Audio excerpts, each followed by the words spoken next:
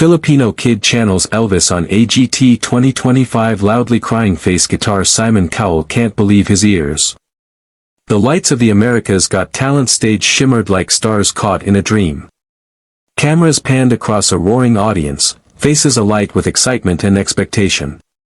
Then, from the wings, a small figure emerged, a 12-year-old boy with neatly combed hair, holding a second-hand guitar almost as big as he was. His name, announced by Terry Crews, echoed through the theater. Please welcome, from the Philippines, Marco Santos. The crowd clapped politely, unaware that they were about to witness something unforgettable. Marco's hands trembled as he gripped the microphone. The stage was so vast it seemed to swallow him whole. The judges, Simon Cowell, Sofia Vergara, Heidi Klum, and Howie Mandel, watched with curiosity. What will you be performing tonight? Simon asked, his tone calm but slightly skeptical. Marco's accent carried both shyness and pride as he replied, I'll be singing a song by Elvis Presley, sir. He's my hero. The audience chuckled softly, charmed by his courage but unsure what to expect. Simon raised an eyebrow. Elvis, huh? That's a big name to take on, young man. Good luck. The music began, those familiar opening guitar chords of Can't Help Falling in Love. At first, Marco's voice was soft, almost fragile, but then something miraculous happened. His tone deepened, rich and velvety, echoing with a haunting resemblance to Elvis himself. The theater fell silent.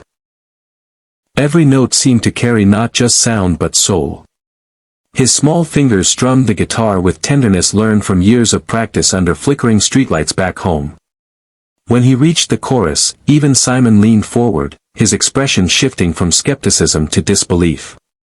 Behind the stage, Marco's mother clasped her hands tightly, tears already streaming down her face. She remembered the long nights in Manila when the two of them sang together in their tiny apartment after his father passed away.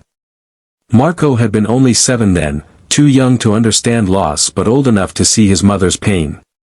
He promised her one night, under the hum of a dim bulb, Mama, one day I'll sing on a big stage, and everyone will know we didn't give up. As Marco's performance continued, the audience began to sway, some wiping tears from their eyes. By the time he reached the final line, Take my hand, take my whole life too, his voice broke with emotion, pure and unfiltered. When the music stopped, there was silence for a heartbeat, then an eruption of applause that shook the walls. People stood, clapping, cheering, crying. Simon Cowell didn't move. He simply stared, eyes glistening, before finally saying, Marco. I've been doing this a long time. I've seen thousands of performances. But what you just did, his voice cracked slightly. You didn't just sing an Elvis song. You brought him back. You made us feel his heart again. The crowd cheered louder, chanting Marco's name. Terry Crews, tears in his eyes, knelt beside the boy. How do you feel, Marco? He asked. The boy smiled shyly. I feel like my papa's watching me right now, he whispered. The audience gasped, and even Simon wiped his eyes discreetly. Then, without hesitation, Simon stood and slammed his hand on the golden buzzer. Golden confetti rained from above like blessings from heaven. Marco looked up, arms wide, tears mixing with the golden flakes that clung to his cheeks. His mother rushed onto the stage, embracing him tightly.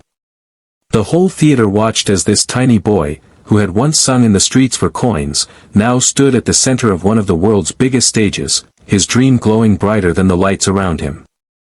Later, in an interview backstage, a reporter asked Marco what kept him going through the hard times. He thought for a moment, his eyes serious beyond his years. When you don't have much, he said softly, you learn that music can be your friend. It can give you hope when nobody else can. I just wanted to make people feel that hope too. That night, social media exploded. Millions watched clips of Marco's performance, tagging it with phrases like Filipino Elvis, Golden Miracle, and Simon's emotional reaction. People from around the world, New York, Tokyo, London, Manila, shared his video, saying how it reminded them of their parents, their childhoods, or dreams they'd forgotten. One viewer wrote, "I lost my dad last year, and hearing this boy sing brought me peace I didn't know I needed." A few weeks later, Marco received a message from Graceland, inviting him to perform in honor of Elvis's birthday celebration. The letter said, "Elvis believed in music that touched the heart, and so do you." Marco couldn't believe it. He ran to his mother, holding the letter to his chest, whispering, "Mama, we did it." Months passed, but the moment never faded. Marco's performance wasn't just about imitation, it was about resurrection. He didn't just revive a sound, he revived the spirit of love, courage, and hope that Elvis once stood for. And when people looked at him, they didn't just see a Filipino kid singing on a stage.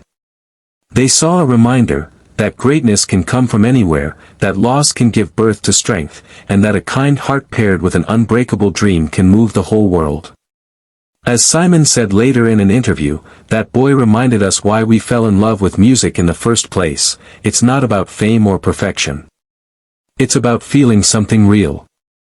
And that's what Marco gave us.